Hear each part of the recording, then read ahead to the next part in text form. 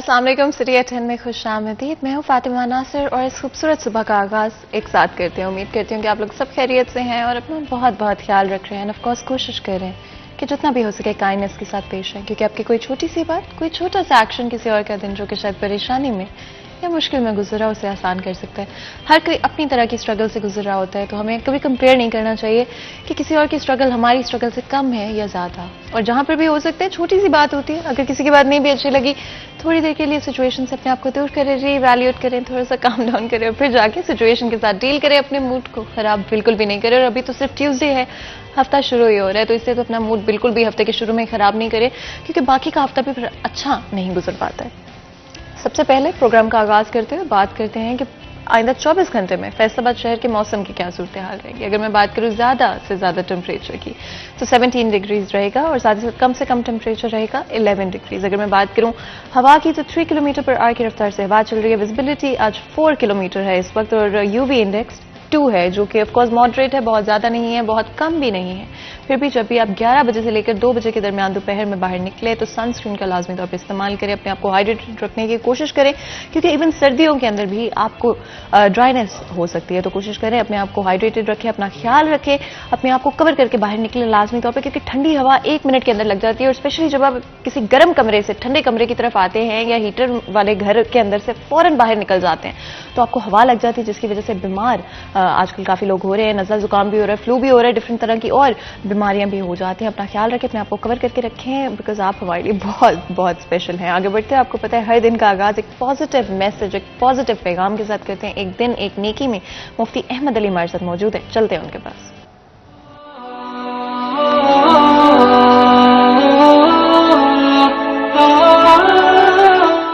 नहमदुहु व नुसल्ली अला रसूलिहिल करीम।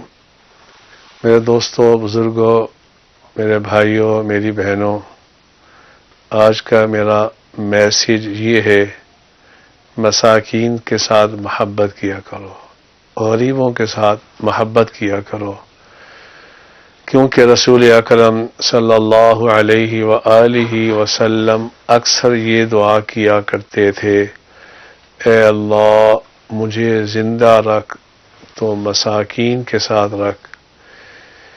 जब मेरी मौत की बारी आई तो मुझे मसाकीन के साथ मौत दे। ए अल्लाह, जब तू मुझे उठाएगा, वहशुरनी फी ज़ुमरतिल मसाकीन, ए अल्लाह मेरा हशर भी मसाकीन के साथ कर। जो नबी सल्लल्लाहु अलैहि वसल्लम मसाकीन से इतनी मोहब्बत करने वाले नबी थे, आज उम्मत वाले मसाकीन को धक्के मारते हैं, गालियाँ देते हैं। इसलिए देखना, गरीबों को न गाली दिया करो, न धक्के मारा करो, न उनसे नफरत किया करो। हम तो उस नबी की उम्मती हैं जो नबी सल्लल्लाहु अलैहि वसल्लम अल्लाह से अक्सर ये दुआ किया करते थे, अल्लाह मुझे भी आपको भी इस हदीस पे अमल करने की तौफीक अता फरमाए। व आखिर दावाना अनिल हम्दुलिल्लाहि रब्बिल आलमीन। तो जी, इस खूबसूरत पैगाम के साथ आज के दिन का आगाज़ करते हैं, प्रोग्राम का आगाज़ करते हैं। कोशिश करेंगे कि अपनी ज़िंदगी में जहाँ पर भी कोई अच्छी बात सुनते हैं, कोई अच्छी चीज़ होते हुए देखते हैं, तो उसको अपनी ज़िंदगी में और अपनी डेली रूटीन के अंदर इनकॉर्पोरेट करने की कोशिश करें। तब्दीली और बदलाव कोई भी बुरी चीज़ नहीं होती है। जहाँ तक हम चाहते हैं कि हमारी ज़िंदगियाँ उसी रूटीन में उसी तरह चलती रहें जैसे हम चाहते हैं, जैसे चलती आ रही है, लेकिन हमेशा नई चीज़ों को अपनाने से और नई आदतों को और पुरानी आदतों को छोड़ने से कभी डरना नहीं चाहिए, बिकॉज ज़िंदगी का दस्तूर है, आगे बढ़ती रहती है और बदलते वक्त के साथ अपने आप को बदलना बहुत ज़रूरी होता है। तो जी, इसी पैगाम के साथ आगे बढ़ते हैं। आपको पता है हमेशा कोशिश रहती है पॉजिटिव चीज़ों की बात करें, लेकिन कोविड-19 के हवाले से जहाँ पर एक तरफ शायद कुछ पॉजिटिव चीज़ें भी हुई, जिस तरह से वर्क फ्रॉम होम का कॉन्सेप्ट उभर के सामने आया। बहुत सारे लोग जो कि पाकिस्तान या इंडिया में बैठे हुए हैं, आज यूएस में, यूके में, डिफरेंट कंट्रीज़ के अंदर अपने घर पर बैठे हुए काम करें। बिजनेसेस को देखें तो दे ऑल्सो वेंट ग्लोबल। अगर इंडस्ट्री के बारे में बात करें तो सब कॉन्टिनेंट की डिफरेंट कंट्रीज़ की इंडस्ट्रीज़ को काफ़ी मौका मिला इस पेंडेमिक के अंदर, जहाँ पर बाहर की कंपनीज बंद थी और यहाँ की कंपनीज को मौका मिला कि वो ऑर्डर सप्लाई कर पाई। और यहाँ पर जो रिस्ट्रिक्शंस कम थी कंपैरेटिवली, उसकी वजह से कई सारे फायदे भी हुए। लेकिन at the end of the day देखें तो महंगाई हमने बढ़ते हुए देखी पूरी दुनिया के अंदर। कोविड-19 की वजह से सबसे ज्यादा मुतासिर होने वाले लोग बच्चे हैं एक्चुअल में, अगर हम देखें जो जिनकी स्कूल लाइफ चल रही थी, जिनकी यूनिवर्सिटी लाइफ चल रही थी, जो अभी अभी काम करना शुरू कर रहे थे, नए प्रोफेशंस में निकल रहे थे, नए ग्रेजुएट्स थे, उनके लिए जॉब्स ढूंढना बहुत मुश्किल हुआ। यहाँ तक कि कुछ लोग तो सालों तक अपनी नौकरियां नहीं कर पाए। बच्चे जो कि छोटे हैं, स्कूलों में पढ़ते हैं, उनकी अगर बात करें तो ना तो उनके सिलेबस पूरे हो पाए, ना ही पाकिस्तान के अंदर स्पेशली हम एक ऐसी इन्वायरमेंट प्रोवाइड कर पाए जहां पर वो घर पर रहते हुए ऑनलाइन एजुकेशन के थ्रू पढ़ पाते, जिसकी वजह से ना सिर्फ उनकी पढ़ाई का हर्ज हुआ बट उनके ओवरऑल जो डेवलपमेंट होती है बच्चों पे, कहते हैं कि आधे से ज्यादा आपकी जो तालीम है एज अ टीनेजर वो स्कूल की क्लासेस के बाहर होती है। वो आप जब अपने दोस्तों से मिलते हैं, पहली दफा जब आपकी किसी दोस्त से लड़ाई होती है, या पहली दफा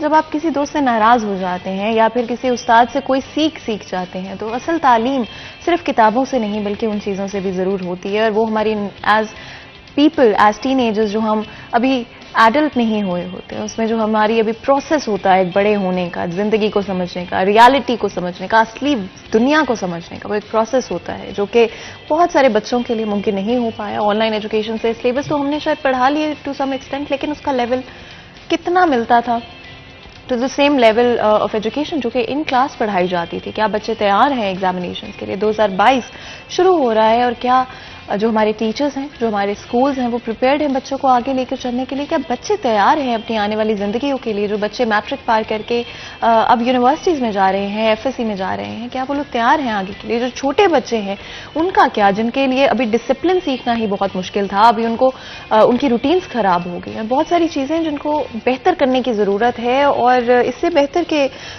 हम उस पर एनालिसिस करें। हमने सोचा कि हम एक एक्सपर्ट को अपने शो में इन्वाइट करते हैं, उन्हीं से बातचीत करते हैं कि आखिर बच्चों को किस तरह से 2022 में लेकर चलेंगे और क्या चैलेंजेस हैं जो कि स्कूल्स और टीचर्स को फेस करने पड़ रहे हैं, और क्या ऐसे चैलेंजेस हैं जो कि पेरेंट्स और बच्चों को फेस करने पड़ रहे हैं। इन्हीं पे गुफ्तगू करेंगे। बहुत ही खास मेहमान आज हमारे साथ स्टूडियो पे मौजूद है। मैं आपका इंट्रोडक्शन करा देती हूँ। हमारे साथ अजहर इकबाल मौजूद हैं जो कि माहिर तालीम है, टीचर्स ट्रेनर भी हैं, साथ ही साथ डायरेक्टर फैसलाबाद कैडेट स्कूल भी हैं। आपको वेलकम करते हैं शो के अंदर। बहुत बहुत शुक्रिया हमें ज्वाइन करने के लिए। जैसे कि मैंने इंट्रोडक्शन में भी बात की, टीचर्स के बहुत सारे इश्यूज हैं, स्पेशली अगर हम हमारे पाकिस्तान की बात करें। कुछ स्कूल्स में online education did work, but बहुत सारे स्कूल्स में नहीं काम कर सकी। टेक्नोलॉजी गैप भी है, बहुत सारे इलाकों में इंटरनेट एक्सेस नहीं है। किस तरह से 2022 में टीचर्स को, स्कूल्स को, बच्चों को, वालिदैन को क्या ऐसे चैलेंजेस हैं जो फेस करने पड़े? Thank you Fatima. मेरे ख्याल में जैसे अभी आपने कोविड-19 के हवाले से बात की है कि बच्चों का सबसे ज़्यादा तालीमी नुकसान हुआ है, तो मेरी ज़ाती राय में कोविड-19 से भी ज़्यादा जो एजुकेशन सेक्टर को सबसे ज़्यादा नुकसान जिस चीज़ ने पहुंचाया है वो गैर यकीनी सूरत हाल ने पहुंचाया है। स्कूल ओपन होते थे, दरमियान में जो था आपके इल्म में है कि स्कूल कुछ अरसे के लिए ओपन भी हुए, फिर लॉकडाउन हो गया, फिर ओपन हुए, फिर लॉकडाउन हो गया। तो स्कूल और बच्चे दोनों जो है गैर यकीनी सूरत हाल का शिकार रहे। स्कूल जो है जो प्लानिंग करते थे, उसके बाद जब लॉकडाउन हो जाता था वो प्लानिंग जो थी वो धरी की धरी रह जाती थी, फिर उन्हें ऑनलाइन जो है क्लासेस पे शिफ्ट होना पड़ता था।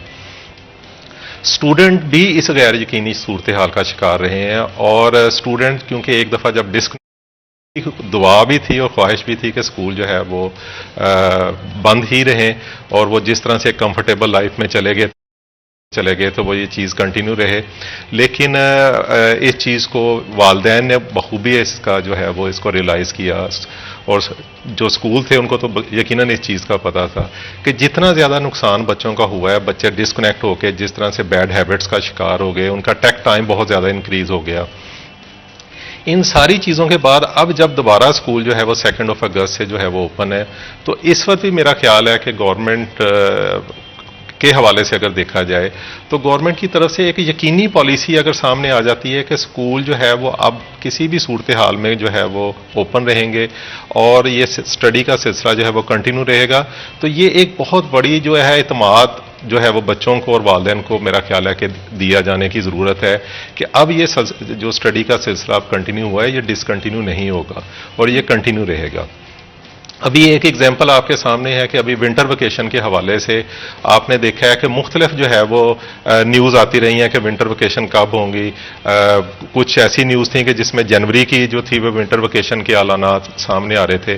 तो ऐसी सूरत हाल में स्कूल वाले बहुत ज़्यादा मुश्किलात का शिकार रहे कि जिसमें उन्हें ये पता ही नहीं था कि उन्होंने जो है अपनी प्लानिंग किस तरह से करनी है। तो मैं इस समझता हूँ कि आज के टाइम में अगर देखा जाए तो सबसे बड़ा जो चैलेंज है वो यही है कि गवर्नमेंट को चाहिए कि इस गैर यकीनी सूरत हाल को जो है वो ख़त्म करें, ताकि स्टूडेंट्स के अंदर ये एतमाद पैदा हो कि अब जो स्टडी का सिलसिला चला है ये कंटिन्यू रहेगा। अनसर्टेनिटी जो जिस तरह से भी आपने मेंशन भी किया, दिसंबर की छुट्टियों के हवाले से भी इसी तरह से हो रही है या नहीं हो रही है, इस तारीख को होंगी, इस तारीख को नहीं होगी, क्या ये अनसर्टेनिटी बहुत मुश्किल हो जाता है डील करना? ये हमारी, अगर आप प्राइवेट स्कूल्स के हवाले से बात करें तो हमारा एक एक दिन जो है वो कैलकुलेटेड होता है। अनफॉर्चुनेटली तालीमी साल के अंदर अगर आप देखें तो अगर आप गर्मियों की छुट्टियां और ये विंटर वेकेशंस निकाल दें, पेपर्स के दिन निकाल दें, तो हमारे पास बमुश्किल जो है वो 160 से 180 दिन जो है वो तालीमी दिन बनते हैं जिसमें हम बच्चों को पढ़ाते हैं। अगर आप उसमें भी जो है वो गैर यकीनी सूरत हाल का शिकार रहेंगे तो आप कैसे प्लानिंग कर सकते हैं? आप स्कूल्स जो मैनेजमेंट होती है उसको ये पता ही नहीं होता कि आने वाले दिन में क्या होगा, स्कूल बंद होंगे, खुले होंगे या क्या होगा। अभी जैसे आपने देखा है कि कोरोना की वजह से जो था वो मैट्रिक के एग्जाम जो थे वो लेट हुए थे। उन लेट होने की वजह से अब जो 9th क्लास जो है उन्होंने सेशन को ज्वाइन किया है तो वो सितंबर में ज्वाइन किया है। अब गवर्नमेंट की तरफ से ऐलान हो चुका है कि 10th का एग्जाम जो है वो मिड ऑफ मई में होगा। अब इस मुख्तसर से अरसे के अंदर इन्होंने सिलेबस की तरफ से भी ऐलान गवर्नमेंट की तरफ से हो चुका है कि कंप्लीट सिलेबस होगा और मिड ऑफ मई में जो है वो एग्जाम लिया जाएगा। अब आप सितंबर से कैलकुलेट करें मई तक तो ये वो मुश्किल जो है वो 8-9 महीने बनते हैं।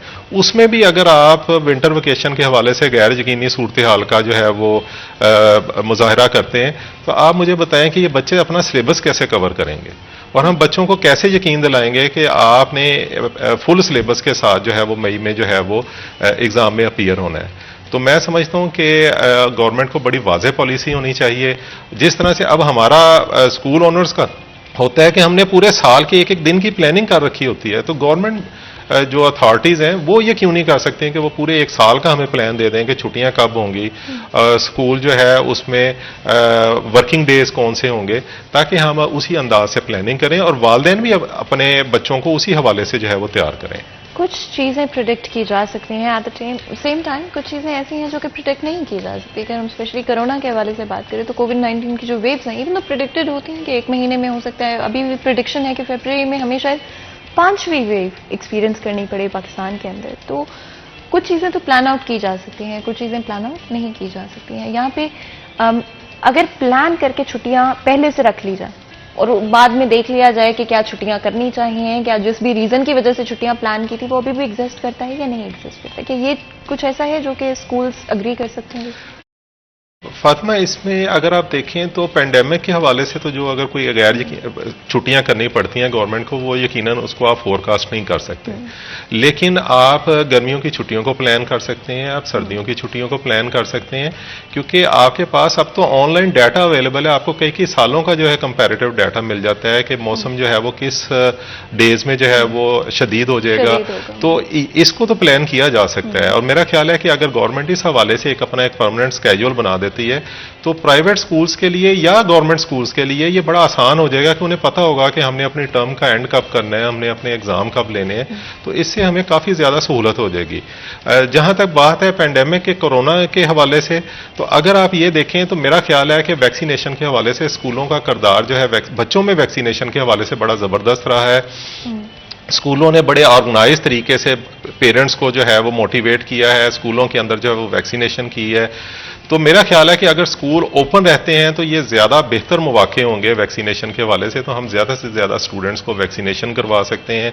हम इवन वालिदैन को भी मोटिवेट कर सकते हैं कि जिसमें वालिदैन बच्चों के साथ साथ खुद भी जो है वो वैक्सीनेशन के लिए जो है वैक्सीनेशन सेंटर में जाके वैक्सीनेशन करवा सकते हैं। तो स्कूलों का जो रोल है उसको यूज किया जाना चाहिए वैक्सीनेशन के हवाले से। तो मैं समझता हूं कि इसको अगर आप एक दूसरे एंगल से देखें तो स्कूलों का खुला रहना जो है वो वैक्सीनेशन के हवाले से ज्यादा बेहतर है। अगर ओवरऑल बात करें, स्पेशली कोरोना ने पूरी दुनिया को चेंज कर दिया है। पूरी दुनिया में जो एक पैटर्न चला आ रहा था, जो एक सिस्टम चला आ रहा था, आई थिंक कोरोना ने रियली हमें हर चीज़ को क्वेश्चन करने पर मजबूर कर दिया। अगर ऑनलाइन एजुकेशन के हवाले से बात करें, कहाँ तक ऑनलाइन एजुकेशन का इस्तेमाल किया जा सकता है ये बदलते हुए सूरत हाल को देखते हुए, जहाँ पर एक और वेव हो सकता है फरवरी के अंदर आ जाए, बदलता हुआ मौसम, आजकल फिर बारिशें जो है कल से शुरू हो जाएंगी। इवन आज सुबह भी फैसलाबाद शहर के कुछ इलाकों में बारिश देखने को मिली है। तो क्या ऑनलाइन एजुकेशन यहाँ पर मदद कर सकती है? जी बिल्कुल आपने सही बगैर कहा। स्कूलों को बंद किए। जी बिल्कुल आपने सही कहा। हमारे पाकिस्तान के अंदर जो स्कूल्स थे उनमें आईटी का यूज़ और ऑनलाइन एजुकेशन का यूज़ जो था वो इतना ज़्यादा नहीं था, लेकिन पेंडेमिक की वजह से वो स्कूल जिन्होंने कभी भी ऑनलाइन एजुकेशन या जो टूल्स हमें अवेलेबल है ऑनलाइन एजुकेशन के उनको कभी यूज़ नहीं किया था, लेकिन पेंडेमिक की वजह से वो इसमें से भी गो थ्रू हुए हैं। वालदैन जो है इसमें से गो थ्रू हुए और ऑनलाइन एजुकेशन जो है वो बहुत सारे अदारों में जो है प्राइवेट सेक्टर में भी और इवन गवर्नमेंट स्कूल्स में यूनिवर्सिटीज़ में जो है वो ऑनलाइन एजुकेशन को इस्तेमाल किया गया। अब जबकि स्कूल ओपन हो चुके हैं, क्लासेस में बच्चे आ रहे हैं, तो अब हमें ये जो रिमोट एजुकेशन थी जिसमें कि बच्चे घर में बैठ के जो था वो एजुकेशन ले रहे थे, अब हमें एक डिफरेंट सिनेरियो में जाना पड़ेगा। अगर आप इंटरनेशनल स्टैटिस्टिक्स देखें तो उसमें आप देखेंगे कि जो बच्चे का अटेंशन स्पैन था वो 12 सेकंड से कम होके 8 सेकंड्स पे आ गया ड्यू टू गैजेट्स। अब वो बच्चा जो है वो गैजेट्स पे ज्यादा बेहतर लर्न करता है एज कंपेयर टू कि अगर आप उनसे बात कर रहे हो तो उनकी वो तवज्जो कायम नहीं रह पाती। तो अब हमें ब्लेंडेड लर्निंग की तरफ जाना पड़ेगा। और ब्लेंडेड लर्निंग क्या है कि जिसमें आप फेस टू फेस लर्निंग के साथ साथ बच्चों को स्पोर्टिव जो है लर्निंग में सपोर्ट प्रोवाइड करने के लिए आप दूसरी चीजें भी आप प्रोवाइड कर रहे होते हैं। आप उन्हें वीडियोस प्रोवाइड कर रहे होते हैं, आप उन्हें घर में जो है रहते हुए YouTube पे जो है वो जो लेक्चर आपने रिकॉर्ड किए हुए हैं वो आप उन्हें प्रोवाइड कर रहे होते हैं। आप दूसरे ऑडियो विजुअल एड्स का इस्तेमाल कर रहे होते हैं ताकि बच्चे की आप अटेंशन को ग्रैब कर सकें और बच्चे ज्यादा से ज्यादा जो है वो एंगेज हों। अब आपको ज्यादा मॉडर्न टेक्नोलॉजीज की तरफ जाना पड़ेगा। और ओमिक्रॉन वेरिएंट की वजह से जो फरवरी में लॉकडाउन होगा उस हवाले से क्या प्रेडिक्शन है आपकी? बच्चे किस तरह से मैनेज कर पाएंगे?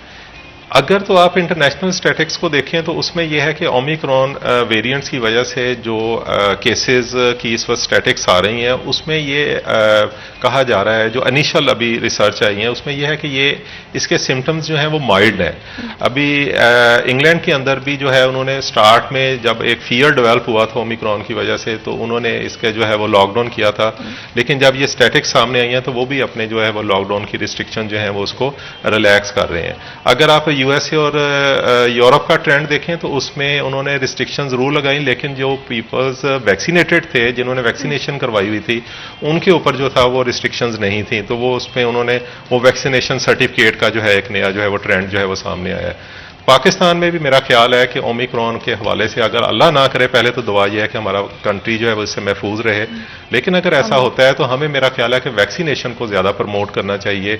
इसमें लोगों को मोटिवेट करना चाहिए कि ज्यादा से ज्यादा जो है वो लोग जो है वो वैक्सीनेशन करवाएं। इसमें बूस्टर शॉट का कॉन्सेप्ट भी है कि उसमें जो इम्यूनिटी है वो ज्यादा बूस्ट कर जाती है और आप ज्यादा बेटर फाइट कर सकते हैं ओमिक्रॉन के हवाले से। तो मेरा ख्याल है कि लॉकडाउन की बजाय हमें इन चीजों पे फोकस करना चाहिए। गवर्नमेंट को चाहिए कि वैक्सीनेशन को ज्यादा से ज्यादा जो है वो में इसको ज्यादा आम बनाना चाहिए ताकि एक जो जिंदगी की नॉर्मल सी बड़ी मुश्किल से हमें वापस मिली है उसको हम कंटिन्यू रख सकें। यहाँ पर मजीद भी गुफ्तगू करेंगे, लेकिन उससे पहले ब्रेक ले लेते हैं, छोटा सा ब्रेक लेते हैं। कहीं में जाएगा, हमारे साथ रहेगा।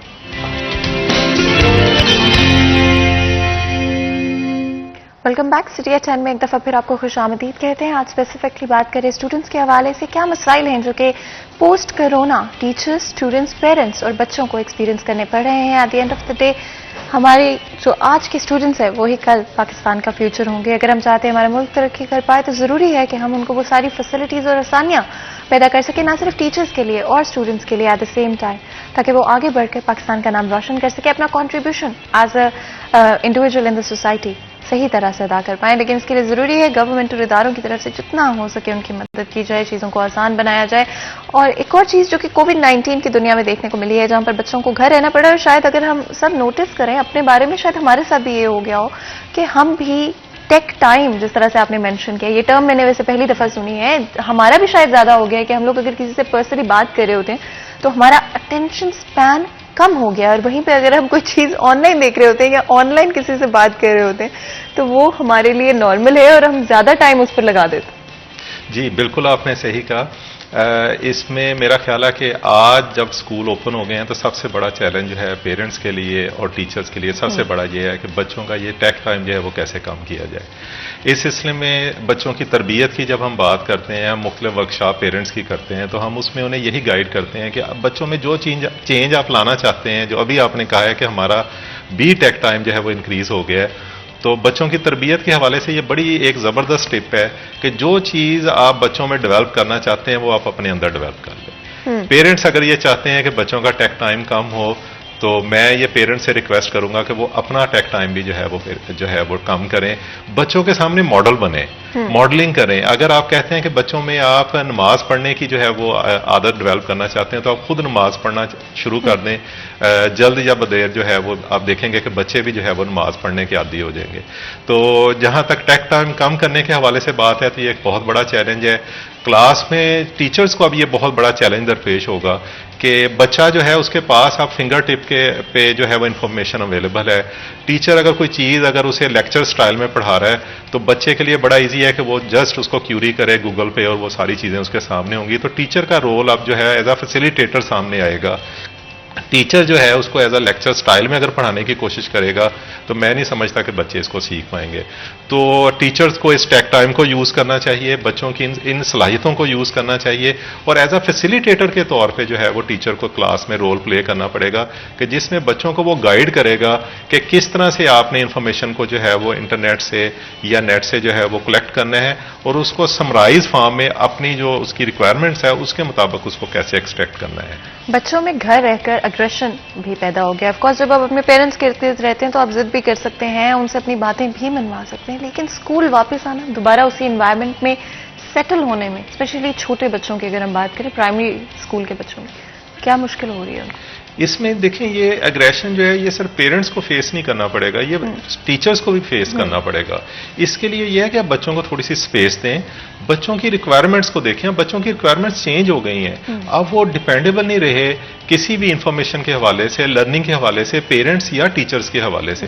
तो ये एक रियलिटी है जिसको मेरा ख्याल है कि पेरेंट्स को भी एक्सेप्ट करना चाहिए और टीचर्स को भी एक्सेप्ट करना चाहिए। अगर एक बच्चा एग्रेसिव है, तो आप सबसे पहले बजाय ये कि आप भी इस एग्रेसिव के जवाब में आप भी एग्रेसिव हो जाएं, या आप फोर्सफुली उसको जो है वो जो है अपनी बात मनवाने की कोशिश करें। सबसे इस वक्त बेटर स्ट्रेटजी ये है, बच्चा आज का बहुत ज्यादा इंफॉर्मेटिव है, उसके पास नॉलेज, हमारी एज जब हम इस छोटी एज में थे, हमसे 10 टाइम्स ज्यादा उनके पास इस वक्त बच्चों के पास नॉलेज है। तो हमें बच्चों की जरूरतों को मद्देनजर रखना चाहिए कि वो एग्रेसिव वो कर रहे हैं, हमें उस चीज को जानने की कोशिश करनी चाहिए, और अगर वो पॉजिटिव है और बच्चे की वो डिमांड जो है वो रियलिस्टिक है, तो हमें उस डिमांड को पूरा करना चाहिए।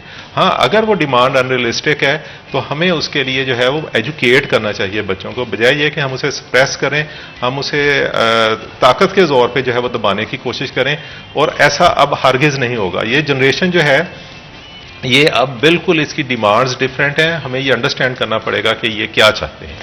क्या पेरेंट्स को या कुछ टीचर्स को भी, I think we all need to learn the new way of life. कोविड-19 की वजह से आई थिंक जो ऑनलाइन शिफ्ट हमने देखा है वो सच में बहुत मेजर चेंज। अगर हम पूरी सेंचुरी की बात करें, टेक्नोलॉजी कब से एग्जिस्ट करती थी, लेकिन हमने पेंडेमिक के दौरान सीखा कि कितना रिलाई उस पर हम कर सकते हैं, और वो भी वे ऑफ लाइफ बनी।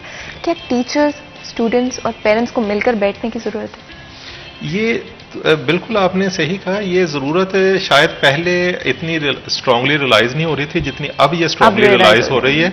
अब तो आप इन तीन जो ट्राइंगल बनती है, जिसमें टीचर, स्कूल है एक तरफ, पेरेंट्स है और एक तरफ बच्चा है, अगर आप इन तीनों अफराद ऑन बोर्ड नहीं होंगे, एक तीनों जो हमारे स्टेक होल्डर्स हैं वो एक दूसरे की रिक्वायरमेंट्स को, एक दूसरे की जरूरतों को अंडरस्टैंड नहीं करेंगे, आप बिलीव करें कि हम कुछ नहीं कर पाएंगे। आज के दौर की सबसे मेजर रिक्वायरमेंट ये है कि बच्चा एक इंडिविजुअल पर्सनैलिटी है, और हर बच्चा एक दूसरे बच्चे से बिल्कुल डिफरेंट है।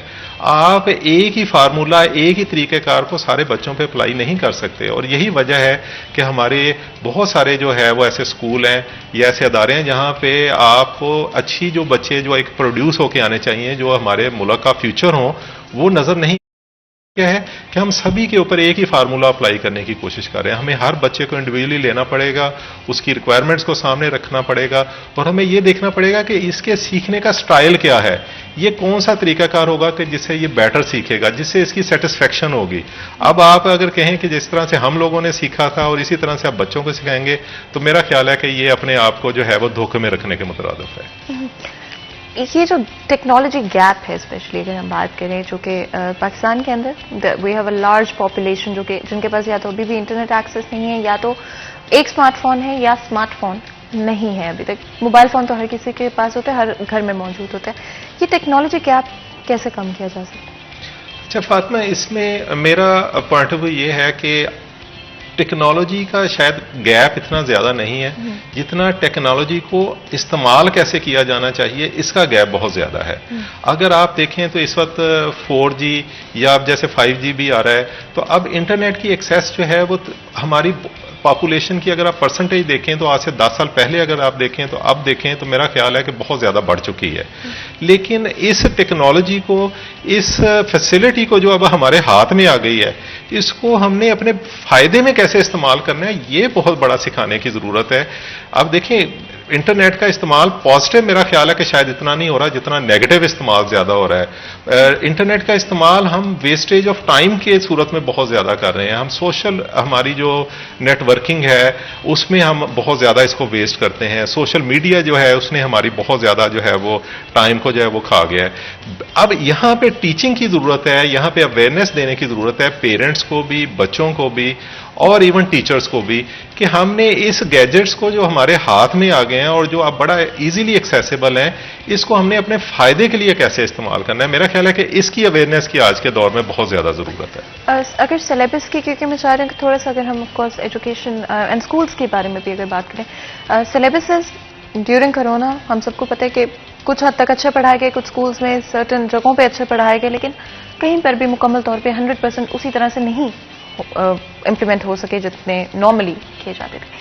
क्या इम्पैक्ट होगा आने वाले एग्जामिनेशंस में और स्पेशली 9th 10th के बच्चों के ऊपर? अभी जो इस साल 9th और 10th के एग्जाम होने, अगर उनके हवाले से देखें तो हमारे पास स्पेशली 9th क्लास के लिए, जो 9th क्लास पास आउट होके इस साल उन्होंने ज्वाइन किया और अब 10th का एग्जाम देना है, उनके लिए तो टाइम हमारे पास बहुत कम है। स्कूल वालों को बहुत ज्यादा स्मार्ट वर्किंग करनी पड़ेगी, पेरेंट्स को इस हवाले से स्कूल को बहुत ज्यादा सपोर्ट करना पड़ेगा, बच्चों को जो है वो रेगुलर करना पड़ेगा, ताकि जितना भी हमारे पास टाइम अवेलेबल है हम उसमें ज्यादा से ज्यादा फायदा उठा सकें, ज्यादा से ज्यादा बच्चों को प्रिपेयर कर सकें, ताकि वो आने वाले एग्जाम में बेटर जो है वो परफॉर्म कर सके। जहां तक बात है उससे अगले साल की, तो जाहिर है कि इस वक्त हम, क्योंकि हमारी स्कूलिंग जो है वो नॉर्मल अंदाज से चल रही है, लॉकडाउन, हमारी दुआ है कि लॉकडाउन जो है वो हमारे मुल्क में दोबारा इस तरह से ना हो कि जिससे हमारी तालीमी जो है वो सरगर्मियां मुतासर हों और ये हमारा स्कूल का जो सिस्टम है, क्लासेस का जो सिस्टम है, ये चलता रहे। तो उम्मीद है कि इंशाल्लाह हम इसको कवर कर पाएंगे। जो सबसे ज्यादा जो चैलेंज आएगा वो ये है कि वो जो बच्चे घरों में रहे हैं, वो जो स्किल का गैप पड़ गया है, जो कॉन्सेप्ट बच्चे नहीं सीख पाए। एक बच्चा क्लास 4 में था और वो बहुत कम पढ़ के अब क्लास 5 में आ गया है, तो अब क्लास 5 के अंदर 5 के कॉन्सेप्ट पढ़ाए जाएंगे। तो अब ये स्कूल वालों को एक स्ट्रेटेजी अडॉप्ट करनी पड़ेगी कि वो जो स्किल गैप है उसको फाइंड आउट करना पड़ेगा कि वो कौन सी चीजें हैं जो बच्चा लॉकडाउन की वजह से सीख नहीं पाया और अब नई क्लास में जो नए कॉन्सेप्ट हैं उसको सीखने में उसे दुश्वारी आ रही है।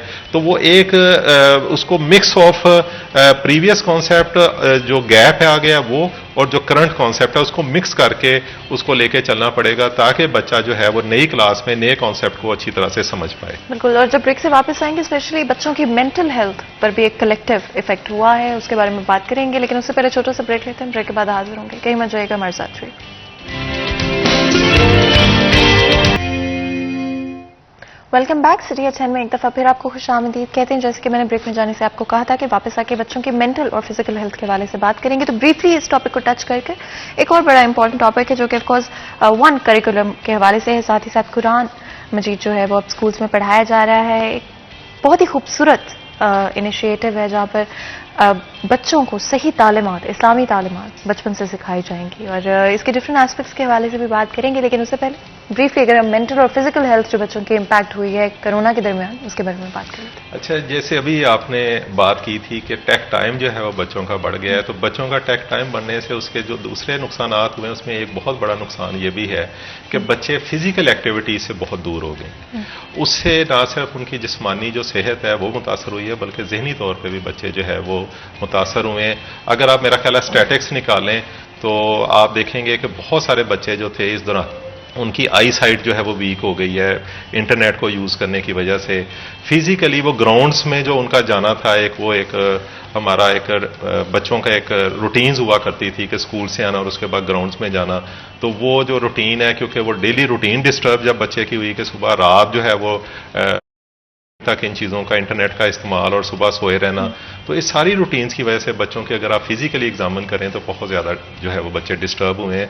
मेरा ख्याल है कि इस सिलसिले में भी अब पेरेंट्स जो हैं उनको और स्कूल्स को मिलके जो है वो बच्चों को एकेडमिक्स एक्टिविटीज़ के साथ साथ बच्चों की को करिकुलर एक्टिविटीज़ और स्पेशली जो है इसमें स्पोर्ट्स के हवाले से मैं कहूँगा कि बहुत ज़्यादा तवज्जो देने की ज़रूरत है, क्योंकि हेल्दी माइंड ही जो है, हेल्दी बॉडी होगी तो हेल्दी माइंड होगा। तो अगर बच्चे फिजिकली फिट होंगे तो वो जहनी तौर पे भी फिट होंगे, और जहनी तौर पे फिट होंगे तो यकीनन वो तलीमी उनकी कारकर्दगी भी बहुत बेहतर होगी। बिल्कुल, और वन करिकुलम के हवाले से भी मैंने बात की, बिल्कुल जब हम ब्रेक से वापस आए, कितनी हद तक इम्प्लीमेंट हो चुका है और कितना सक्सेसफुल है स्कूल्स के अंदर? फातिमा, इसमें जो सबसे बड़ी दुश्वारी आई थी सिंगल नेशनल करिकुलम के हवाले से वो ये थी कि किताबों की अवेलेबिलिटी नहीं थी।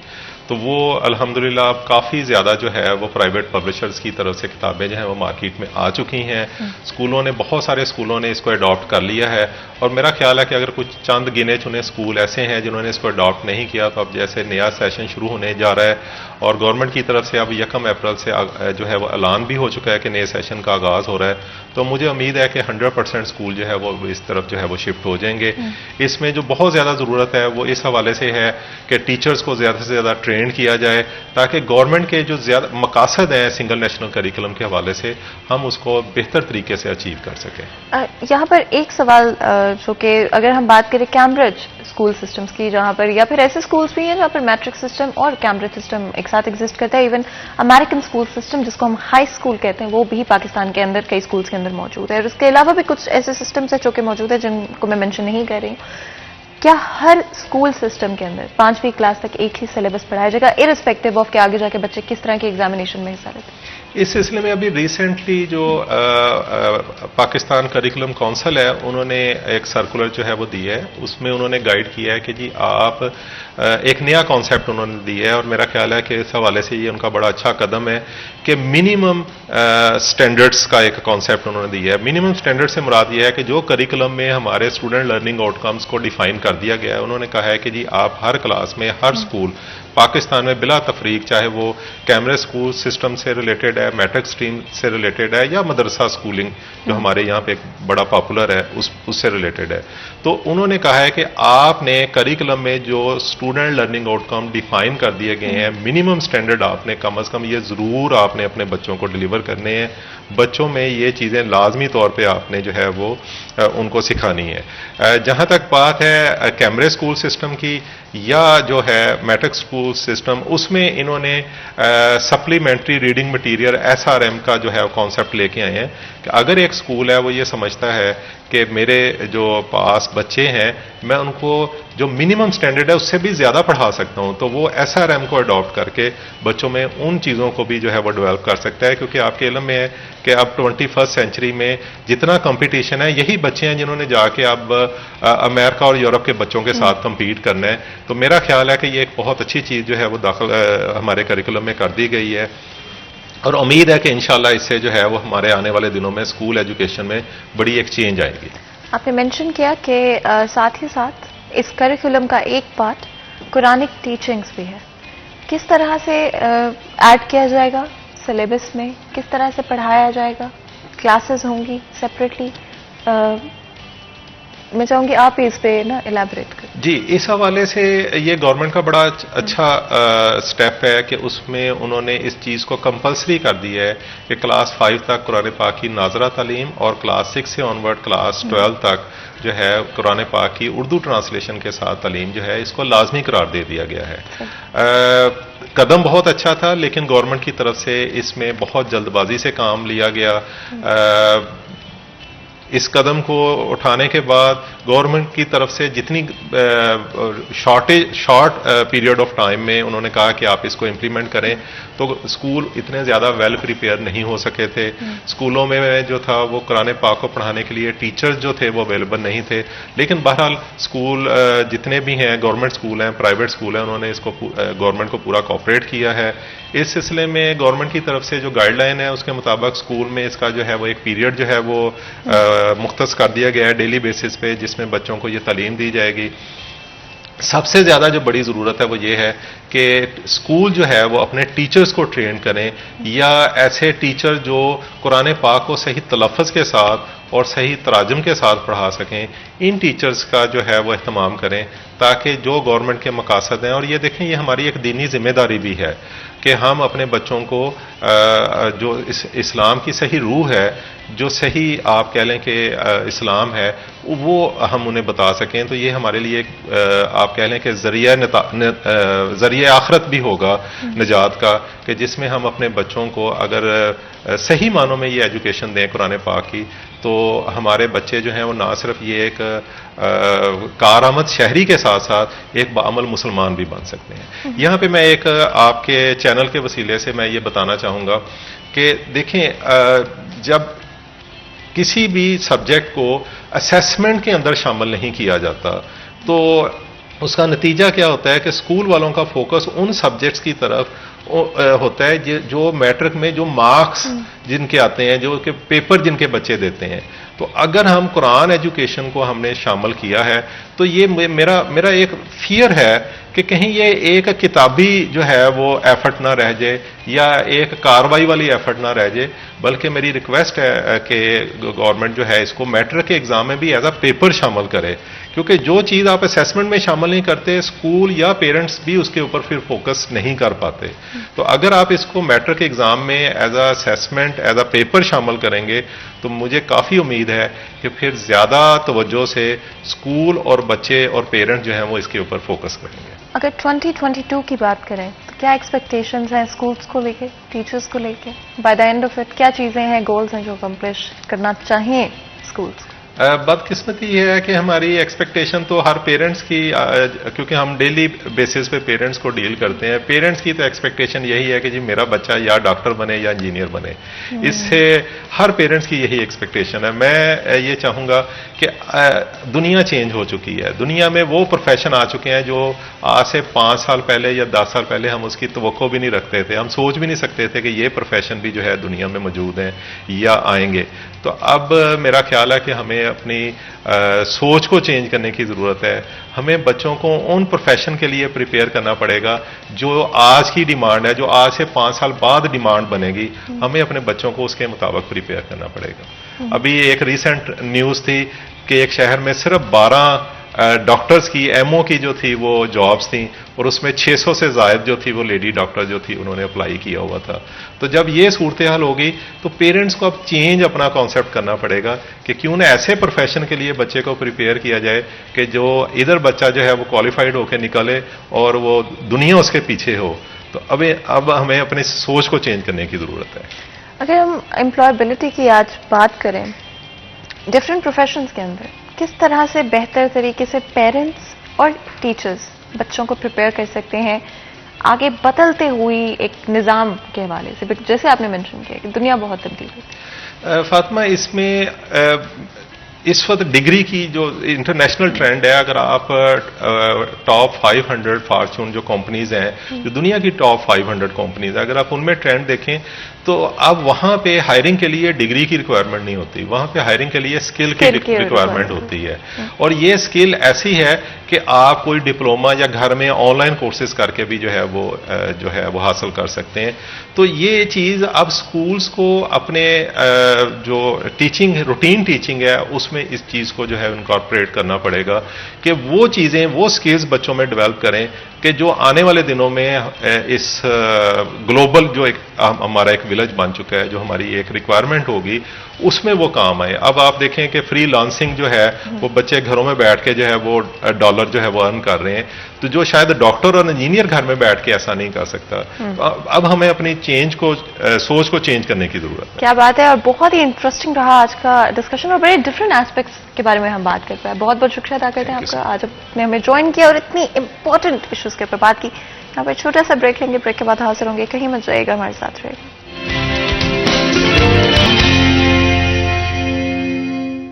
वेलकम बैक सिटी एट 10 में एक दफा फिर आपको खुश आमदीद कहते हैं। तो जो आपको पता है वक्त है मेरे फेवरेट सेगमेंट यानी कि किचन के सेगमेंट का।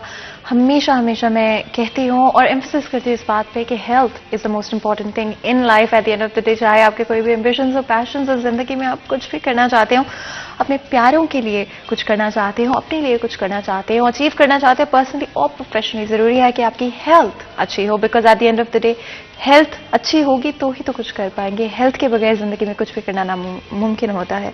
जब हम बात करते हैं हेल्थ की, तो अपनी डाइट का बहुत ज़्यादा ख्याल रखना चाहिए, वर्कआउट करना चाहिए, डिफरेंट तरह के एक्सरसाइजेज, मेंटल हेल्थ एक्सरसाइजेज भी अपनी रूटीन का हिस्सा बनानी चाहिए ताकि मेंटली भी हेल्दी हो और फिजिकली भी हम लोग हेल्दी रहे। साथ ही साथ अपनी डाइट पर ध्यान देना चाहिए।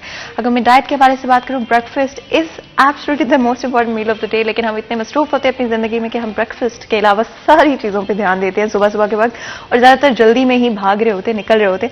कोशिश करें ब्रेकफास्ट को मामूल बनाएं अपनी जिंदगी में। अगर मैं ब्रेकफास्ट के हवाले से बात करूं, किसी भी मील के हवाले से बात करूं, तो कोई भी कुकिंग ऑयल जो आप इस्तेमाल करें वो बहुत जरूरी होता है। अगर मैं स्पेसिफिकली गोल्डन कुकिंग ऑयल के हवाले से बात करूं तो 100% ऑर्गेनिक इंग्रेडिएंट्स के साथ इसको तैयार किया जाता है। गोल्डन कुकिंग ऑयल बनाने वालों का ये भी दावा है कि बेहतरीन वेजिटेबल ऑयल है, पूरे पाकिस्तान के अंदर इस्तेमाल भी किया जाता है और साथ ही साथ पसंद भी किया जाता है।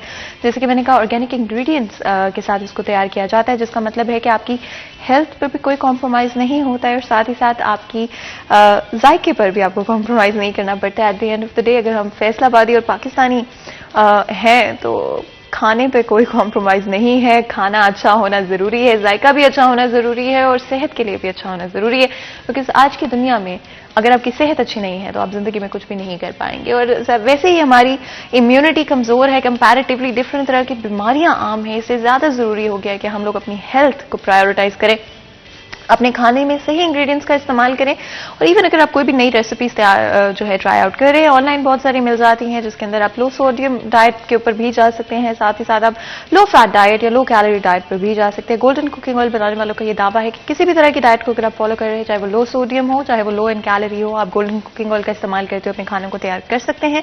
साथ ही साथ वेजिटेबल ऑयल का आपको पता है कि कुकिंग ऑयल और वेजिटेबल ऑयल में थोड़ा सा डिफरेंस होता है। वेजिटेबल ऑयल थोड़ा सा कम प्रोसेस्ड होता है, जिसकी वजह से आपको ज़्यादा ब्रेक डाउन नहीं करना पड़ता है आपकी बॉडी को और ज़्यादा डाइजेशन के अंदर हेल्प मिलती है। तो ऐसे लोग जो कि डाइजेशन जिनका कमज़ोर है, तो आप लोग गोल्डन वेजिटेबल घी का भी इस्तेमाल कर सकते हैं। और कोई भी अगर आप बेकिंग कर रहे हैं, मॉडर्न टेक्निक्स के साथ कोई खाना बना रहे हैं, कोई डिश बना रहे हैं जो आपने ऑनलाइन देखी है, चाहे वो एयर फ्रायर के अंदर हो, चाहे वो बेकिंग के थ्रू हो, चाहे ट्रेडिशनल कुकिंग करें जहाँ पर आप कोई बहुत मज़ेदार सी जो है वो कढ़ाई तैयार कर रहे हैं अपनी फैमिली के लिए या फिर अपने लिए कोई इस तरह की डिश बना रहे हैं, तो भी आप गोल्डन कुकिंग ऑयल का इस्तेमाल कर सकते हैं और अपने खानों को लज्जत से भरपूर बना सकते हैं। साथ ही साथ आगे बढ़ते आपको पता है सर्दियों का मौसम है और सर्दियां हो या गर्मियां हो, कुछ लोगों को चाय बहुत ज़्यादा पसंद होती है। आई नो कि हमारे सब कॉन्टिनेंट के अंदर तो चाय बहुत ही ज़्यादा पसंद की जाती है और एक कप से तो किसी का दिल भरता ही नहीं है, दिन में 2-4 कप बड़े आराम से लोग पी जाते हैं। चाय का इंतखाब बहुत ज़रूरी होता है कि कौन सी चाय जो आपको पसंद आएगी। कुछ लोगों को कम पत्ती वाली चाय पसंद होती है, कुछ लोगों को तेज़ पत्ती वाली चाय पसंद होती है। कंपैरेटिवली अगर मैं बात करूँ,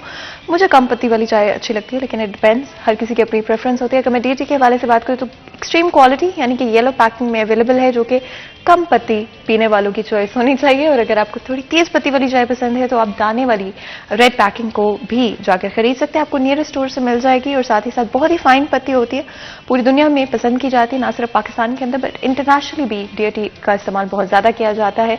पाकिस्तान का एक बहुत ही चहीता और बहुत ही प्यारा सा ब्रांड है जो कि पूरे पाकिस्तानियों को बहुत अच्छा लगता है। और डिफरेंट तरह की जब गैदरिंग्स होती हैं उसके अंदर ज़रूर डीटी का इस्तेमाल किया जाता है। डीटी बनाने वालों का दावा है कि उनके लिए आपकी हेल्थ नंबर 1 प्रायोरिटी है।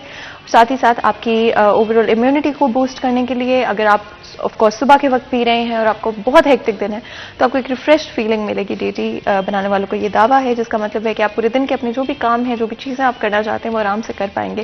साथ ही साथ दुनिया के बेहतरीन बागात से चुनकर टी लीव्स लाए जाते हैं, जिसके बाद पत्ती जो है तैयार की जाती है। बहुत ही फाइन पत्ती होती है, ब्लेंड के हिसाब से बहुत अच्छी खूबसूरत खुशबू जो है वो जैसे ही आप पत्ती को ऐड करते हैं तो पूरे महक उठता है।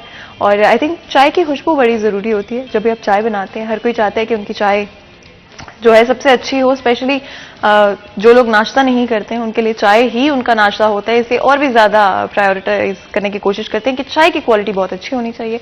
डेफिनेटली नियरेस्ट स्टोर से जाकर आप इसको खरीद सकते हैं और ट्राई आउट कर सकते हैं। जितनी देर में हम लोग जो है वापस चलेंगे और बहुत ही खास मेहमान हमें ज्वाइन करेंगे हमारे अगले सेगमेंट के लिए और डिफरेंट टॉपिक्स के हवाले से, एस्पेक्ट्स के हवाले से बात करेंगे। आप लोग भी थोड़ा सा रिलैक्स हो जाए। विल बी राइट बैक, कहीं मत जाएगा, हमारे साथ रहिए।